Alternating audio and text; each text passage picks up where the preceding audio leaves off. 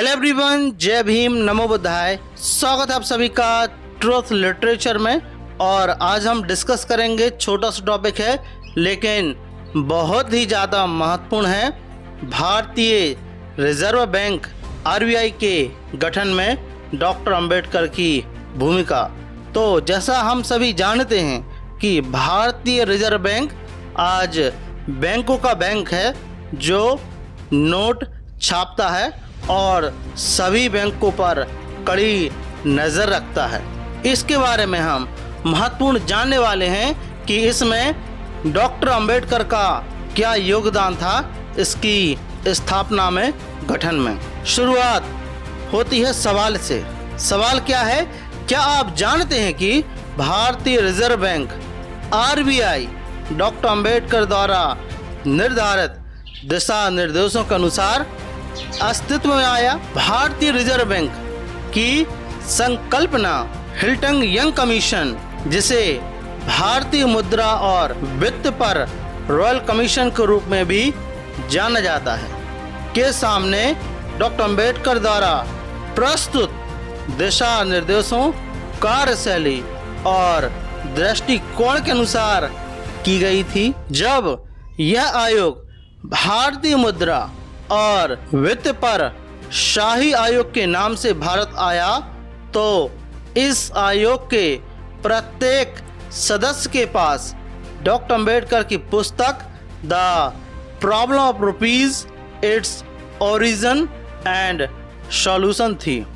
तो जब वो आए थे तो यह उनकी किताब थी और एक्चुअली में यह डॉक्टर बाबा साहब अंबेडकर का एक रिसर्च पेपर था जिसके तहत उन्होंने पुस्तक लिखी थी, रुपये की समस्या। आगे लिखते हैं, विधानसभा ने इसे आरबीआई अधिनियम 1934 के नाम से पारित किया।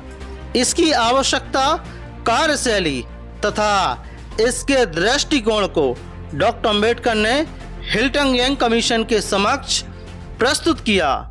अधिक जानकारी के लिए आप पढ़ सकते हो यह किताब, भारतीय मुद्रा और वित्त पर रॉयल कमीशन के समक्ष साक्ष्य और रुपये की समस्या, इसकी उत्पत्ति और इसका समाधान। तो यह आप लोग किताब पढ़ सकते हैं, रेफरेंस के तौर पर हम देख सकते हैं।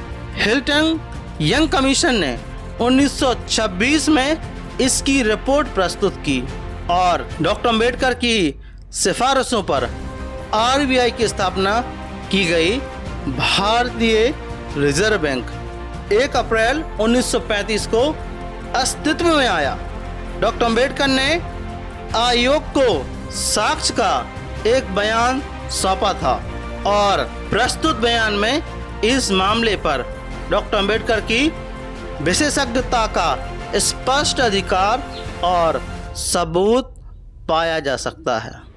लेकिन यह वाकई शर्मनाक है कि भारत ने बाबा साहब के विचारों को नहीं पहचाना।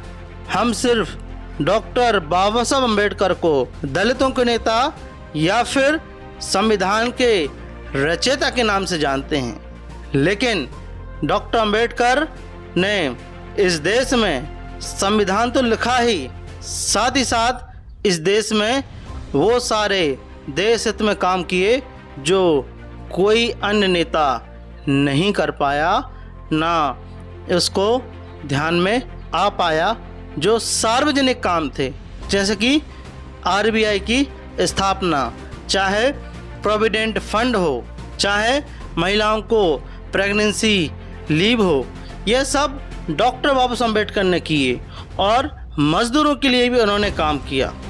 लेकिन बाबा साहब अम्बेडकर को केवल और केवल एक दलितों और संविधान रचयिता के नाम से जानते हैं। अब भारत की सड़कों पर चलते हुए अधिकांश भारतीय स्टेट बैंक एसबीआई के सड़क होर्डिंग पर रविंद्रनाथ टैगोर को इस देश के बैंकर के रूप में दिखाया जाता है।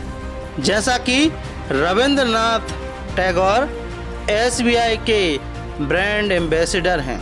ऐसा क्यों है, यह सवाल है।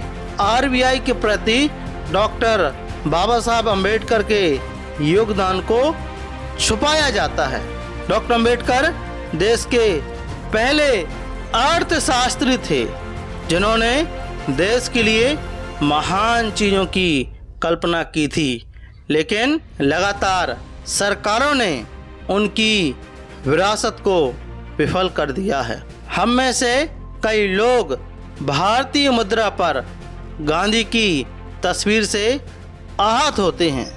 हमें हर किसी से यह पूछने की ज़रूरत है कि भारतीय मुद्रा वित्त और अर्थशास्त्र के प्रति इन दोनों नेताओं रविंद्रनाथ टैगोर और श्री गांधी का क्या योगदान है, और साइन पोस्ट भारतीय मुद्रा पर होने का हकदार कौन है, यह सवाल है। क्योंकि जैसा कि हम सभी को पता है कि रविंद्रनाथ टैगोर एक कवि थे और श्री गांधी जिनका योगदान आज़ादी के तौर पर था, लेकिन बैंक के क्षेत्र में या भारतीय मुद्रा में, इकोनॉमिक्स में इन नेताओं का क्या योगदान है, यह सवाल जरूर बनता है। मैं कहूँगा कि यदि कोई व्यक्ति भारतीय मुद्रा पर होने का हकदार है तो वह व्यक्ति डॉक्टर अंबेडकर होना चाहिए।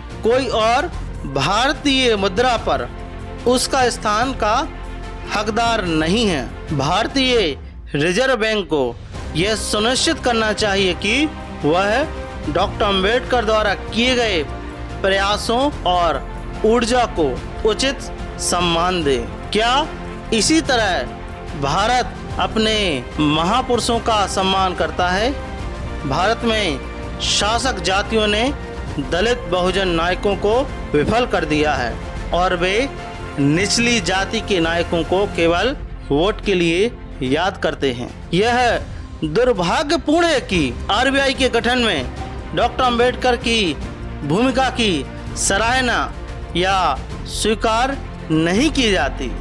यदि भारत डॉक्टर अंबेडकर की विचारधारा और कार्य को स्वीकार कर सके और आगे ले जा सके तो भारत बेहतर स्थिति और आकार में होगा। तो यह डॉक्टर बाबा साहब अम्बेडकर की भूमिका थी कि अगर डॉक्टर बाबा साहब अम्बेडकर की किताब problem of rupees its origin and solution ना होती तो शायद भारतीय रिजर्व बैंक की स्थापना में बहुत कठिनाइयाँ पैदा होती। तो आपका इस टॉपिक के बारे में क्या मानना है, आपका क्या विचार है, प्लीज़ हमें कमेंट बॉक्स में ज़रूर बताएं। और यदि आप ट्रूथ लिटरेचर पर नए हों और वीडियो आपको अच्छी लगी हो तो आप इसको सब्सक्राइब जरूर करें, साथ ही साथ हमारी वीडियोस को शेयर जरूर करें। मिलते हैं फिर इसी प्रकार की नई वीडियो के साथ में। तब तक के लिए जय भीम, जय भारत।